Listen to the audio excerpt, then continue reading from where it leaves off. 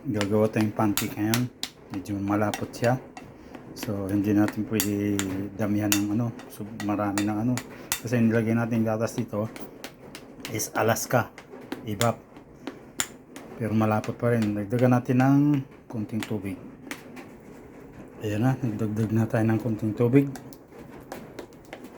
So haluin lang natin ng haluin para ma-mix siya ng gusto.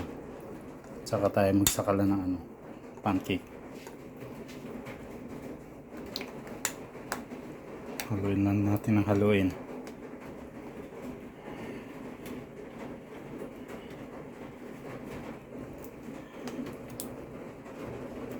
Ayan, nakuha na natin ang tamang lapot niya.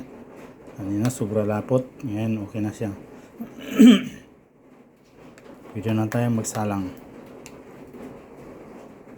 Ang mga ingredients nito ay secret, pero masarap to sigurado. Pancake making, homemade pancake. Ito na, nagsakala na tayo.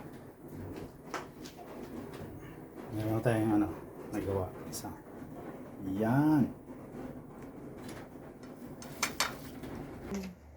Una mo pictures. Tapos